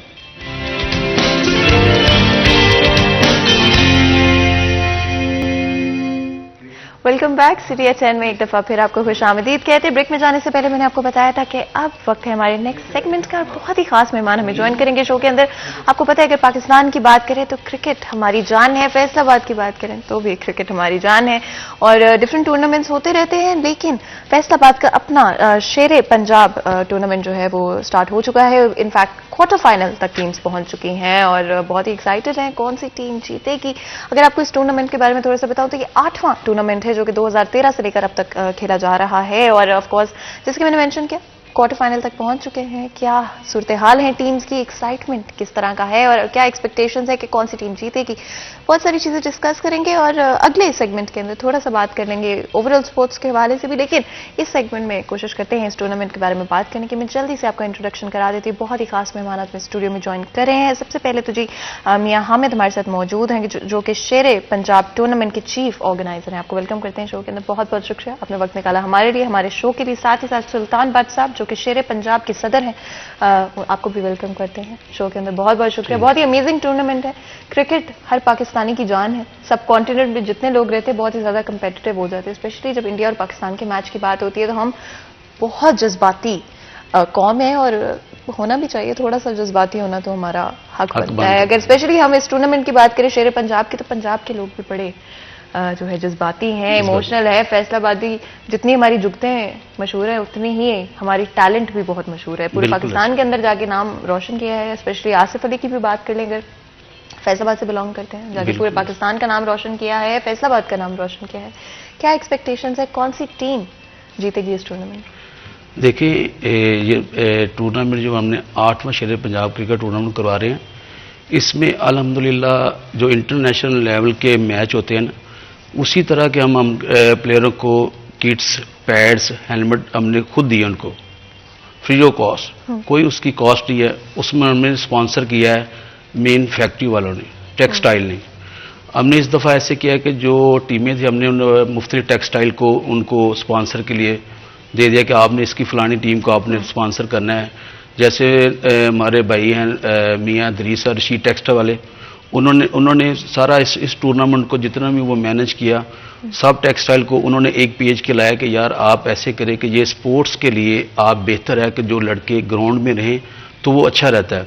तो उन्होंने सब फैक्ट्रियों ने कहा कि आप एक एक टीम अपने नाम से इनको खिलाएं। उसके बाद फतेह टेक्सटाइल की है, रशीद टेक्सटाइल की टीम है, तहाद की टीम है, मून टेक्सटाइल की है और उसके बाद 5 स्टार की है। तो मुस्लिम टेक्सटाइल की टीम है। तकरीबन सब टीमें जो टेक्सटाइल की है ना, वो उनको हमने कहा कि आप अपने इन प्लेयरों को हौसला अफजाई के लिए आप ये टूर्नामेंट को ज़्यादा ऊपर लेके जाएं। ये पूरे पंजाब में सबसे अच्छा टूर्नामेंट होता है जो इस वक्त इंटरनेशनल प्लेयर भी इस टूर्नामेंट में खेल रहे हैं। जैसे आसिफ अली वो भी खेल के गया, वो भी क्वार्टर फाइनल में उनकी टीम पहुंच गई है। जितनी भी टीमें हैं ना, ज़्यादा वो क्वार्टर फाइनल में 8 टीमें पहुंच गई हैं। उसमें जुल्फ़कार मुमरिया टीम है, वो भी टेक्सटाइल की है। ऐसे बहुत सी टीमें हैं, रहमान फाउंडेशन है रशीद टेक्सटाइल की। ये सब अब जितनी भी टीमें आई हैं सब अच्छा खेल के आई हैं। तो इंशाल्लाह ताला जिसकी गुड लक होगी वो जीत जाएगा। तो हम तो टूर्नामेंट कराया, हमारी खुशी है कि ये इसमें जो इंटरनेशनल प्लेयर हैं वो अल्हम्दुलिल्लाह खेलने के लिए आते हैं। इसमें से जो आईसीसी के है वो भी चेक करते हैं कि इनके प्लेयर अच्छे कहाँ हैं, ये टूर्नामेंट चल रहा है तो उसके बाद ये अल्हम्दुलिल्लाह इसमें लड़कों का जो टैलेंट होता है वो निकल कर बाहर आ जाता है, उनको ईजी हो जाता है कि ये देखिए पहले आप बोडानी ग्राउंड में हमने टूर्नामेंट करवाया, अब इकबाल स्टेडियम में हो रहा है, उधर आप जाके देखिए काफ़ी रश होता है, काफ़ी स्पोर्ट्समैन खुश होते हैं कि यार ये इवेंट ऐसे हर साल हमारे फैसलाबाद में होने चाहिए। हम ग्राउंडों को आबाद करना चाहते हैं कि ये उसमें हमें बहुत खुशी हो रही है कि जब हम ये टूर्नामेंट करवाते हैं और लोग यंगस्टर मिलते हैं हमें, वो कहते हैं कि आपने हमारे लिए बहुत अच्छा किया है, आपको टैलेंट बाहर निकल कर आ रहा है। अल्हम्दुलिल्लाह ये 8वां शेर पंजाब क्रिकेट टूर्नामेंट हमने करवाया, तो हर साल हम उसमें एक मुख्तलिफ चीज़ देते हैं कि आप टूर्नामेंट में से कोई ना कोई मैन ऑफ द मैच उनको 5,000 दे देते हैं हम, तो अब जीतने के बाद भी इंशाल्लाह ताला जो फाइनल और सेमीफाइनल के लिए वो भी उनको अच्छे नाम देंगे। अच्छा जी, साथ ही साथ मियाँ हामिद भी हमारे साथ मौजूद हैं, आप कोई प्रेडिक्शन करेंगे टीम्स के हवाले से कौन जीता हुआ नजर आ रहा है, और अगर तज्जिया करें बाकी टीम्स की परफॉर्मेंस के ऊपर क्या लग रहा है? तजिया टीमें जो हैं 8 के 8 सुपर फिट टीमें हैं, इनमें कोई भी टीम जीत सकती है। जैसे कि रहमान फाउंडेशन बड़ी अच्छी टीम है, साहर एसोसिएट बहुत बड़ी अच्छी टीम है, साहर एसोसिएट में अदनान अकमल खेल रहे हैं, और अगर हम इधर जाएं रेलवे की तरफ तो आसफ अली और वकास मकसूद खेल रहे हैं। तो मेरे हिसाब से अता अकेडमी में हसन अली की अपनी टीम है, वो भी खेलने के लिए आए, और नुमान अनवर है उस टीम में, पाकिस्तान के स्टार है, और इंशाल्लाह कम बैक भी करेंगे जिस तरह वो परफॉर्म कर रहे हैं इस टूर्नामेंट में। हसन अली ने एक ही मैच खेला, उसमें मैन ऑफ द मैच हुए, और उसके साथ RNCA राना नवीदुल हसन की टीम है, पाकिस्तान के जो ऑलराउंडर है एक्स, तो उनकी टीम भी बड़ी ज़बरदस्त है। टीमें जो है स्पार्को पेंट बहुत ज़बरदस्त टीम है, सब टीमें जो बन के आई हैं, और उनमें फैसलाबाद की 2 टीमें जो क्वार्टर फाइनल में पहुंची है, एक काउंटी स्टार पहुंची है, एक रेलवे क्रिकेट क्लब पहुंची है। तो सारी टीमें जो है बड़ी ज़बरदस्त है, मुकाबले इनके बहुत ज़बरदस्त होंगे। कल साहर एसोसिएट और कल साहर एसोसिएट और रेलवे क्रिकेट क्लब के दरमियान ये मुकाबला, और ये 11:30 बजे मैच शुरू हो जाएगा इकबाल स्टेडियम में। बड़ा ज़बरदस्त कांटेदार मुकाबला है, इसमें जो गैदरिंग है वो बहुत ज़्यादा है। हमें जब पहला मैच था हसन अली खेल रहे थे, तो हमें इकबाल स्टेडियम गेट बंद करवाने पड़े, बहुत रश था, वो बहुत मुश्किल से क्राउड को संभाला। इंशाल्लाह ताला क्राउड भी बड़ा हौसला देती है हमें, और जो हमारे यंगस्टर है वो मैच देखने के लिए आते हैं, उन्हें सीखने का मौका मिलता है कि उनके स्टार जो हैं वो ड्रेसिंग रूम शेयर करते हैं, उनके स्टार वो कभी ऐसा प्लेटफॉर्म फैसलाबाद हुआ नहीं है कि एक स्टार आपके साथ खेल रहा है और जो फैसलाबाद के यंगस्टर वो भी उनके साथ खेल रहे हैं, तो उन्हें एक जज्बा मिलता है आगे बढ़ने के लिए। तो ये जज्बा हम सब ये मिलके प्रोवाइड करते हैं, और ख़ास तौर पे हैप्पीलेक्स का भी बहुत शुक्रिया अदा करता हूँ, उन्होंने ये हमारी पूरा मेला सजाने में हमारे हौसला अफजाई की, और वो हमारे शान बशाना है। सही हो गया, और बड़ा ही इंटरेस्टिंग लग रहा है सुन के कि किस तरह से टीम्स प्रोग्रेस कर रही है, और बहुत अच्छा टीम्स परफॉर्म कर रही हैं विदाउट अ डाउट। ये शेर पंजाब का जो आइडिया था, क्योंकि 2013 से रनिंग है, जी जी। ये आइडिया कहाँ से आपको महसूस हुआ कि आपको लगा कि फैसलाबाद के टैलेंट को और ज्यादा रिप्रेजेंटेशन की जरूरत? ये हमने इसलिए बनाया कि हम तो पंजाब में रहते हैं, इसलिए हमने कहा कि शेर पंजाब पंजाब में होते हैं, तो इसलिए पंजाब के शेर पंजाब के जो शेर होते हैं ना, उनको हम ग्राउंड में लाएं, हाँ। स्पोर्ट्स के लिए उनको लाएं, को हमारा जो पंजाब में जितने भी शेर होते हैं पंजाब से निकलते हैं अल्हम्दुलिल्लाह, इसलिए हमने सोच के इसका नाम शेर पंजाब का टूर्नामेंट रखा। और अभी तक जो पिछले 8 साल में, क्योंकि ये 8वां शेर पंजाब टूर्नामेंट है, पिछले 8 साल में क्या तब्दीली नजर आई है नौजवानों के अंदर? जो पहली टीम थी, जो टीम्स खेली थी, परफॉर्मेंस के हवाले से, क्राउड इंटरेस्ट के हवाले से, और अब की जो परफॉर्मेंस है, क्या कंपैरिजन करेंगे? मैं आपको दिलचस्प वाक़या सुनाता हूँ। जब पहले टूर्नामेंट 2013 का हमने करवाया, तो लोग कह रहे पता नहीं ये होना या नहीं होना। टूर्नामेंट हुआ, बड़ा अच्छा वो टूर्नामेंट हुआ, वो शेर पंजाबी जीती, सईद अजमल अकेडमी के साथ हमारा मुकाबला था, तो वो हमने जीता। जब उसकी प्रोफाइल बनाई तो पाकिस्तान के स्टार मोहम्मद फीस हैं, और वो अभी रिटायरमेंट हुए हैं, कल ही उन्होंने अनाउंस किया है, तो उनसे मीटिंग थी मेरी लाहौर, उस वक्त पाकिस्तान के कैप्टन थे। तो हम लोग एनसीए जब गए तो मैंने उन्हें पूरा दिखाया, तो वो कह रहे यार इसमें कोई क्वालिटी क्रिकेट नहीं है, इसमें जो आपके प्रोफाइल बनी है। हालांकि उसमें मोहम्मद आसिफ भी था, वकास महमूद भी था और काफ़ी स्टार थे, लेकिन वो सोच रहे थे ये जैसी डिपार्टमेंट क्रिकेट के बड़े नाम होंगे उसमें। तो उसके बाद मैंने वो उनकी बात जो है मोहम्मद फीद की मैंने जहन में बिठा ली कि मैंने जो नेक्स्ट 2014 का टूर्नामेंट करवाना है ना, तो हमने अपने मीटिंग की, सब लोगों ने, सुल्तान भाई सब बैठे हुए थे, हमने वो मीटिंग में ये डिसाइड किया इसमें कोई नई चीज़ ऐड करनी चाहिए। उसमें हमने चीज़ें काफ़ी ऐड की, मतलब सप्लीमेशन किट थी, मुतारफ कराई, फैसलाबाद में पहले कभी भी नहीं थी। और उसके बाद हमने उसमें ये खाना सब टीमों को दिया और मैन ऑफ द मैच दिए, प्राइज़ दिए और उन्हें होटलिंग दी, बड़ा ज़बरदस्त। उसमें बहुत सारी टीमें आई, बहुत सारे स्टार आए वो टूर्नामेंट खेलेंगे। सईद अजमल, खुद सईद अजमल ने टूर्नामेंट खेला, मोहम्मद तलहा ने खेला है और जफर गोहर है, अब्बास है, मोहम्मद वो पाकिस्तान के स्टार, सब लोगों ने वो टूर्नामेंट खेला। तो फिर जब दोबारा मेरी मुलाकात, उन्होंने कहा, मोहम्मद जी ने कहा कि अब जो आप है ना ठीक लाइन पे हो। तो ये बात आपने सवाल किया, तो वो ये एक जो माजी के हिस्सा था वो मैंने आपसे शेयर कर दिया। बहुत ज़बरदस्त वो आप माशाल्लाह टूर्नामेंट पीक पे है और मैं सोच भी नहीं सकता था। हालांकि इस टूर्नामेंट में काफ़ी रुकावटें भी आई और 5 माह से हम इसको जारी करें। कुछ रुकावटें, स्पीड ब्रेकर आते हैं ना ऑपोजिशन की तरफ से, तो वो जब कोई काम करता है ना अच्छा, तो ये चीज़ें आती हैं। तो हम लोगों ने उसको ये जो 8 शेर पंजाब है, ये बहुत हाई प्रोफाइल हुआ, बहुत ज़्यादा, और दुनिया से बहुत सारे फ़ोन आए और मुझे हमारी टीम को अप्रिशिएट किया कि आपने वाकई इसमें लाइव हम दिखा रहे हैं सारा प्रोग्राम और बड़ा ज़बरदस्त ये टूर्नामेंट जा रहे हैं अल्हम्दुलिल्लाह। पोस्ट कोविड इंटरेस्ट, जैसे कि मेंशन किया हामिद साहब ने, बड़ा बढ़ गया है स्पोर्ट्स के अंदर और ये बड़ा यकीनी फैक्ट है कि अगर प्री कोविड हम बात करें 2019 2022 की अगर हम बात करें, स्पोर्ट्स के अंदर इंटरेस्ट बड़ा इंक्रीज होता हुआ नजर आ रहा है और उसके पीछे को लगता है खास वजह लोगों ने मिस किया है क्रिकेट को। लोगों ने पीछे कोरोना की वजह से जो मिस किया ना ग्राउंड में, अब वो दोबारा उनकी जो पावर है ग्राउंड में आके बढ़ रही है, उनके मसल्स अच्छे हो रहे हैं। जब आपकी इम्यूनिटी जिस्म में ताकत होगी तो आप किसी भी बीमारी का मुकाबला कर सकते हैं। अगर आपके जिस्म में इतनी पावर ना होगी, आपकी इतनी एनर्जी नहीं होगी, तो आप उसके किसी भी बीमारी का आप मुकाबला नहीं कर सकते। तो आप ग्राउंडों को आबाद रखें, तो ये कोविड क्या कोई चीज़ भी आपको इंशाल्लाह ताला डैमेज नहीं कर सकती।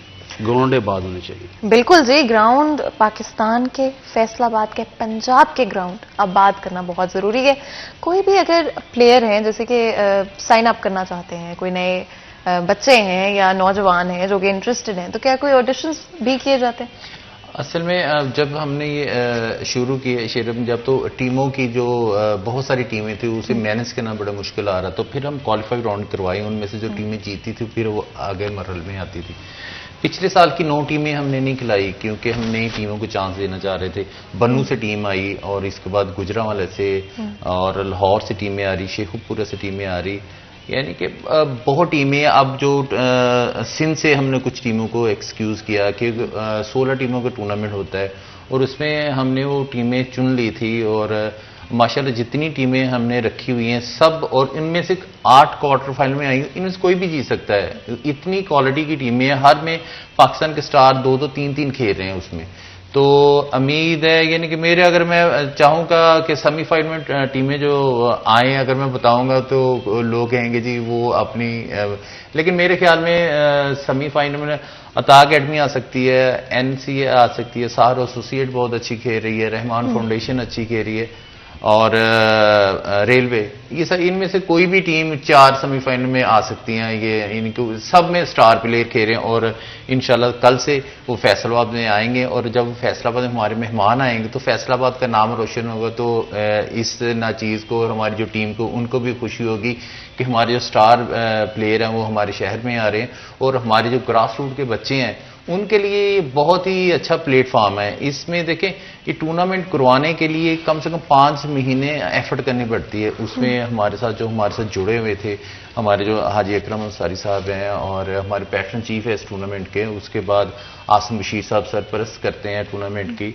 सुल्तान भट्ट साहब हैं और हमारे सारे जो दोस्त हैं वो सलीम मुस्तफा भाई वो अमेरिका में होते, वो भी हमें सपोर्ट करते हैं। ये सारे एक गुलदस्ता बनता है।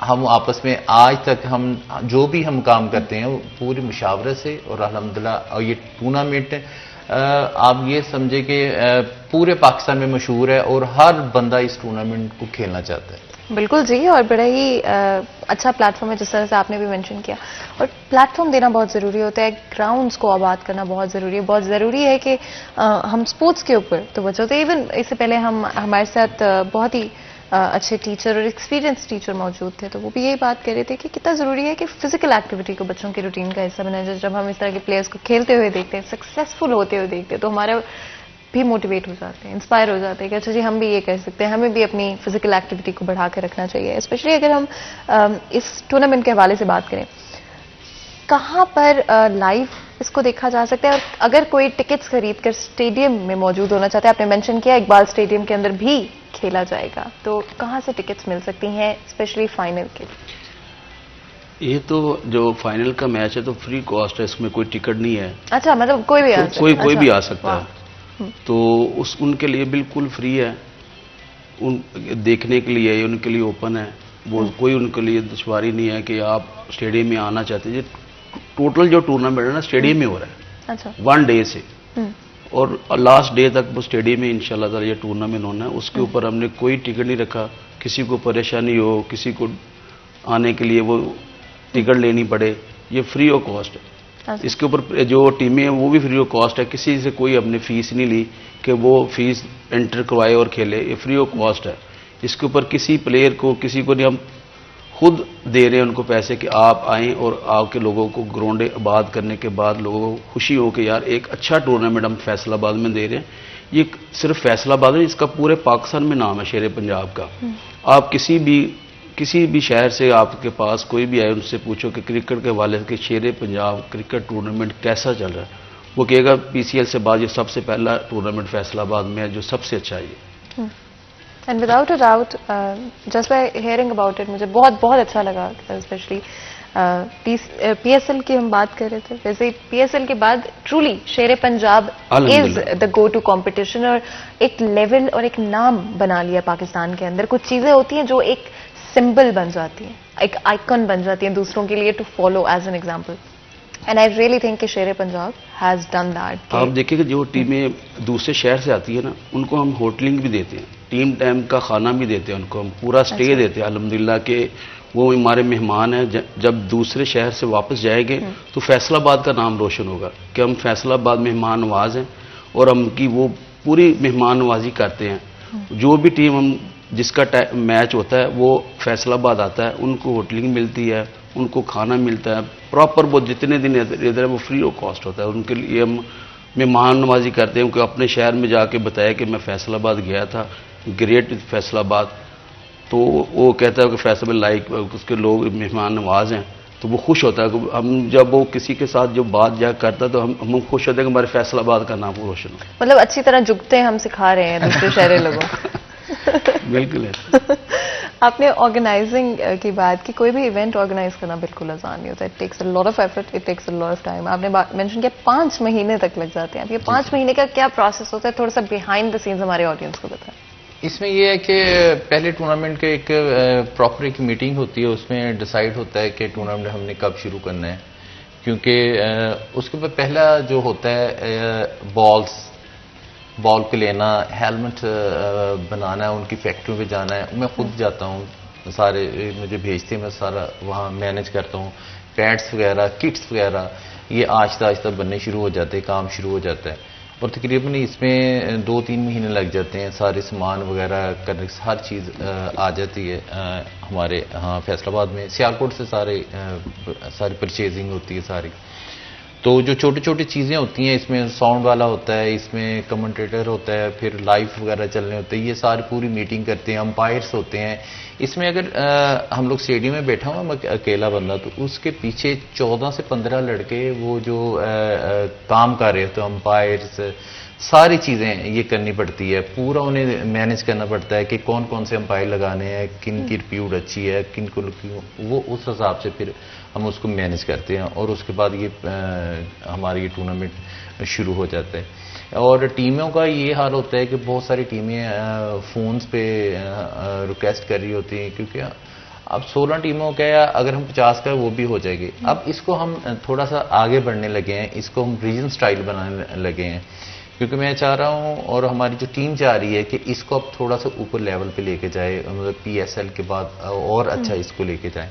तो इसमें हम नेक्स्ट सीज़न जो ये है इसमें हम 8 टीमें रखेंगे और रीजन वाइज रखेंगे, यानी फैसलाबाद रीजन, सियालकोट रीजन, इस सिस्टम से हम टीमें बनाएंगे और जो हमारी जो मुख्तलिफ फैक्ट्रीज हैं उनको वो टीमें उनके आगे हम हैंड ओवर करेंगे, वो फिर बनेंगी टीमें। उसमें क्वालिटी ऑफ क्रिकेट जो है ना वो बहुत ज़्यादा आ जाएगी, उसमें पाकिस्तान के प्लेयर भी खेलेंगे और जो डोमेस्टिक खेलते हैं वो भी आ जाएंगे, ये वो क्वालिटी हो जाएगी उसकी क्रिकेट में।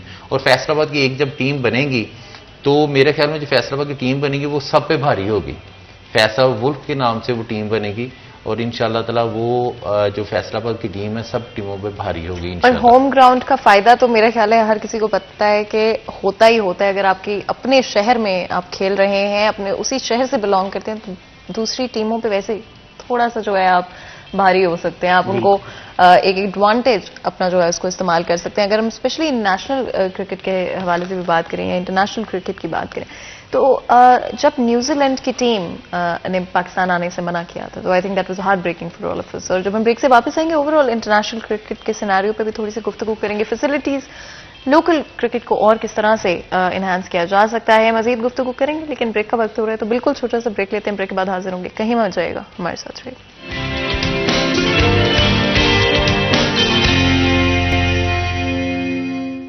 वेलकम बैक सिटी 10 पे एक दफा फिर आपको खुशामदीद कहते हैं। ब्रेक में जाने से पहले हम शेर पंजाब टूर्नामेंट के हवाले से बात कर रहे हैं। क्वार्टर फाइनल्स तक टीम्स पहुंच चुकी हैं, आगे चलते हुए देखेंगे कौन सी टीम जीती है। फैसलाबाद शहर का बहुत ही पॉपुलर एक कंपटीशन है, टूर्नामेंट है, पंजाब का बहुत फेमस टूर्नामेंट है। PSL के बाद किसी टूर्नामेंट का नाम लिया जाता है तो शेर पंजाब का ही लिया जाता है, चाहे हम फैसिलिटीज की बात करें, चाहे प्लेयर्स की बात करें, चाहे टीम्स की बात करें। इंटरनेशनल प्लेयर्स तक इस टूर्नामेंट में खेल चुके हैं और आगे चलते हुए भी कुछ इसी तरह के प्लान्स है कि इंप्रूवमेंट और भी आती रहेगी, इन्वॉल्वमेंट और भी होती रहेगी और इंटरनेशनली रिकग्नाइज प्लेयर्स को भी इस टूर्नामेंट का हिस्सा बनाया जाएगा। जिस तरह ब्रेक में जाने से पहले मैं बात कर रही थी, स्पेशली अगर हम इंटरनेशनल टीम्स की बात करें और नेशनल क्रिकेट की बात करें, बाहर से टीम्स अभी भी पाकिस्तान आने से घबराती हैं। कुछ किस्से इस तरह के हुए हैं, कुछ टीम्स के ऊपर हमले इस तरह के हुए हैं, बहुत अरसा हो गया है लेकिन शायद अभी भी वो मेमोरी ताज़ा है। एक वक्त में हमारे मुल्क में बहुत हम लोगों ने इंटेंस हादसे होते देखे, बड़ा मुश्किल वक्त देखा हमारे मुल्क में। क्या अभी भी उसका असर एग्जिस्ट करता है? हम देखें जो टीमें बाहर से खेलने के लिए आती हैं सिर्फ वो घबराती हैं। पाकिस्तान टीम में माशाल्लाह टैलेंट बहुत ज़्यादा है, तो जब वो अनाउंस करती है ना कि हमने पाकिस्तान में खेलने जाना है, वो प्रेशर से नहीं आती, वो कह देती है कि इधर सिक्योरिटी रिस्क है। आप देख लें कि जब कोई भी एक इधर से कोई MNA MP जाता है तो उसके साथ वजीर कितनी सिक्योरिटी उसके साथ होती है। अगर जब हम कोई इंटरनेशनल हमारे पास कोई दूसरे मुल्क से खेलने के लिए आएगी तो उसको हम कितनी सिक्योरिटी देंगे। इधर तो टोटल रोड ब्लॉक कर दिए जाते हैं, कोई उधर गुजर नहीं होता। सिर्फ वो प्रेशर से नहीं खेलने आते कि ये पाकिस्तानी टीम में टैलेंट है, ये ऊपर जा रही है। वो अपने आप को फील करते हैं कि हम मसलन कि आप खेलने जाएंगे लूज होंगे, वो अपने आप की नमोशी महसूस करते हैं कि हम इनको दबा रहे हैं, ये ऊपर आ रहे हैं। आप किसी चीज़ को भी दबाएंगे वो ऊपर आएगी। पाकिस्तान को ऐसे इतने दबाना चाहिए कि यहाँ पे आप देखें दहशतगर्दी कहाँ कुछ भी नहीं है। अल्हम्दुलिल्लाह पुरसकून पाकिस्तान चल रहा है। सिर्फ ये एजेंडा है कि पाकिस्तान को नीचे दिखाना है। और जब कोई टीम आने का ऐलान करती है नहीं आती तो जो पाकिस्तान के स्पोर्ट्समैन उनको बहुत गुस्सा चढ़ता है कि यार ये क्यों हमारे साथ ऐसा हो रहा है। हम तो पुरअमन लोग हैं, पुरअमन मुल्क है हमारा, अब में क्यों उसमें धकेला जा रहा है। तो वो उनमें जो गुस्सा लहर दौड़ती है, उनके साथ जो मुल्क नहीं है तो उनके साथ और नफरत बढ़ती है कि ये हमसे क्लैश कर रहे हैं। हमारे मुल्क में अमन है, आप देखें हमारे मुल्क में कितना अमन है। को अल्हम्दुलिल्लाह इधर कोई भी टीम आए पीछे खेल के गई है टीम, कोई अल्हम्दुलिल्लाह कोई भी मामला कोई वेस्ट इंडीज आई है, कुछ हुआ कुछ भी नहीं। लेकिन वो इसलिए घबराते हैं कि ये इनके अंदर टैलेंट है, जब अंदर हम खेलने आते हैं, हमें जब इन्होंने हम लूज होना है तो ये ऊपर तक इन्होंने ऊपर के ऊपर जाना है, तो इसलिए वो घबराते हैं कि हम उधर ना ही जाएं तो बेहतर है। ये बहाना एक लगा दे कि उधर स्कोर रिस्क है, ये है। आप देखें कितना कुछ भी नहीं है। वेस्ट इंडीज इधर होके गया, खेल के गया, वो कुछ उनकी कोरोना की वजह से वो वापस चले गए, कुछ शॉर्ट उनका टूर हो गया। अल्हम्दुलिल्लाह पाकिस्तान में कोई दहशतगर्दी नहीं है, और अमन लोग हैं अल्हम्दुलिल्लाह। बिल्कुल। और बहुत डिस्करेजिंग होता है जब कोई टीम ऑफ कोर्स पाकिस्तान आ रही होती है, प्लान हो चुका होता है, लोगों के लिए भी, टीम के लिए भी बड़ा डिस्करेजिंग होता होगा, हमारे प्लेयर्स के लिए बड़ा डिस्करेजिंग होता होगा। आगे चलते हुए अगर ग्रास रूट लेवल से जो हमारा टैलेंट है उसको ऊपर लाना चाहते हैं, चाहे वो हम शेर पंजाब टूर्नामेंट की बात करें, चाहे PSL की बात करें, बड़े बड़े प्लेयर्स हमने एक्सट्रैक्ट किए हैं इस मुल्क की मिट्टी से, इस शहर की मिट्टी से। क्या प्लान होना चाहिए आगे चलते हुए कि और टैलेंट को आगे आने का मौका मिल सके? बड़ा अच्छा सवाल किया आपने। सबसे पहली चीज़ है ग्रास रूट की क्रिकेट। पिछले 2-3 साल से क्लब क्रिकेट बिल्कुल भी नहीं हुई, और लड़के जो वो अपने गाँव में चले गए, कुछ शुरू कर दिया, किसी ने कुछ शुरू कर दिया। तो PCB ने अब एक थोड़ा सा प्लान दिया है और क्रिकेट अब शुरू हुई है, और क्लब क्रिकेट हो रही है। अभी पहले 3 साल बिल्कुल नहीं हुई थी, और अब कुछ रमीज राजा भाई आए, उन्होंने इसको थोड़ा सा आगे मूव किया है। और सबसे पहली बात है जो यहाँ की एसोसिएशन बनती है क्रिकेट के हवाले से, उनमें एक सिंसियर बंदी होनी चाहिए जो क्रिकेट को समझते हों। ये ना हो वो मुख्तलिफ गेमों से उठ के आ जाते हैं और वो क्रिकेट को कहते हैं कि हमें क्रिकेट का बहुत पता है, हालांकि उन्हें कुछ नहीं पता होता है। और मैं चाहता हूँ कि फैसलाबाद के जो बहुत सारे लोग हैं जो क्रिकेट को बहुत अच्छी तरीके से समझते हैं, उन्होंने अपनी सारी ज़िंदगी क्रिकेट पे दी हुई, वो लेके आए, वो क्लब क्रिकेट को देखें। जैसे मेरे हिसाब से बेस्ट ऑफ राना ज़हीर साहब हैं, वो क्रिकेट के एक बहुत बड़े प्रमोटर हैं, और उनके क्लब बड़ा जब नेशनल इंटरनेशनल प्लेयर उनकी क्लब में से गए हैं। तो इस तरह के मुख्तलिफ लोग जो हैं वो फैसलाबाद की क्रिकेट को आगे ले जा सकते। सियासत करनी चाहिए क्रिकेट में, कोई ऐसी, लेकिन प्लेयरों का हर्ज नहीं होना चाहिए। प्लेयर जो बच्चे होते हैं वो आते हैं क्रिकेट खेलने के लिए, अपनी क्लबों में आते हैं, तो आप उनको कभी किस तरफ लगा देते हैं, कभी किसी तरफ लगा देते हैं। तो मकसद ये कि हमारे जो बच्चे हैं वो काफ़ी सारे पीछे हट जाते हैं कि ये क्या हो रहा है इस क्रिकेट में। तो एक मुखलिस इंसान आए क्रिकेट में, एसोसिएशन जब बने, और जो एक्स एसोसिएशन थी उनमें काफ़ी जो बिल्कुल उन्हें क्रिकेट का कुछ भी नहीं पता होता है। 2-4 बंदे हैं जो क्रिकेट को समझते हैं, इसके अलावा मेरे हिसाब से तो दूसरी गेमों से जो लड़के बंदे आते हैं वो समझते हैं हमने वो क्रिकेट को बहुत अच्छी तरीके, हालांकि वो समझते नहीं। बिल्कुल जी। और एक और सवाल जो कि मैं पूछना चाहती हूँ, फैसलाबाद ताजरों का शहर है, तो क्या कोई प्लान है कि 8 बाजारों के जो सदर हैं वो भी टीमें बनाएंगे और कोई क्रिकेट मैच देखने को मिलेगा? आपने बड़ा अच्छा सवाल किया कि इसके ऊपर भी हम कोशिश करें कि जो ताजरों की टीमें हैं ना वो भी हम बनाएं, क्योंकि हम खुद अल्हम्दुलिल्लाह ताजर हैं, तो जो मार्केट के सुदूर हैं उनकी हम मुझे एक टूर्नामेंट कराएंगे। एक तो इससे जो लोग हैं वो एक साथ आएंगे, यूनिटी बेहतर होगी, ऊपर से आई थिंक मसाइल को बेहतर तरह से हल कर पाएंगे। हाँ इंशाल्लाह ताला। इनको भी हमने देखे कि ये सारी दिन पैसा कमाने के लिए ना लगे रहें, ये कुछ स्पोर्ट्स ग्राउंड में भी जाएं, अपने आप को भी वो दवाई से, वो जो ज़्यादा दवाई खा रहे हैं, किसी को कोई किसी किस्म की मसला है, किसी को किसी का है, अगर वो ग्राउंड में जाएंगे इंशाल्लाह ताला वो बेहतर हो जाएंगे, वो मेडिसिन उनकी जान छूट जाएगी। तो ये बहुत अच्छा आपने किया कि हम इंशाल्लाह ताला ताजरों का भी इलेक्शन करवाएंगे, टूर्नामेंट करवाएंगे। क्रिकेट के अलावा ऐसे कौन से मसाइल हैं जो कि ताजरों को एक्सपीरियंस करने पड़े? देखिए मैं मक्की मार्केट का 4 माह हो गए इलेक्शन में, अल्हम्दुलिल्लाह प्रेसिडेंट मुंतखब हुआ हूँ। 17 साल बाद उधर इलेक्शन हुए। तो उधर सबसे बड़ा मसला है कि हमारी मार्केटिंग के जो है ना रजिस्ट्रियों का बड़ा मसला है। तो हम जिधर भी जाते हैं हम वही कहते हैं कि ये तकरीबन 25 साल 30 साल हो गए हमें उधर बैठे हुए, हमारी जो दुकानों की अलॉटमेंट हुई हैं उसकी रजिस्ट्री नहीं हो रही। तो हमारी आपके जाने कि हमारी कि जो जिन्होंने 2010 में टोटल पैसे दे दिए हैं, हमने गवर्नमेंट का कोई पैसा नहीं देना, किसी महकमे में कोई पैसे नहीं देना, कि उनसे हमारी दरख्वास्त है कि आपसे रिक्वेस्ट है कि आप हमारी रजिस्ट्री करवाएं। तो हमने आपको पेमेंट जो कर दी है, जब हम किसी को पेमेंट कर देते हैं तो फिर उसके बाद उसका हक बनता है कि हमें उसकी रजिस्ट्री करवाएं। तो आपके कहने से हमें ये है कि हमारी जो है ना सुनाई इंशाल्लाह ताला आगे जा रही है। हम इसके ऊपर भी कर रहे हैं इंतज़ामिया से मामला कि हमारी जो रजिस्ट्री है ना ये फौरी करवा के दें।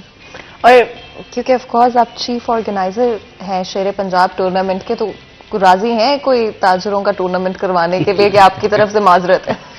बिल्कुल, ताजर हजरात आए और इंशाल्लाह ताला ये व्हाट्सएप बैठे हैं, इन्हें अपने जो मतलब 100-100 कितनी शॉप्स हैं उनमें से 12 उनमें से प्लेयर निकालें प्लेयर निकालें तो वो टीम इंशाल्लाह ताला बना देंगे। उनका भी एक 6 टीमों का करवा देंगे टूर्नामेंट।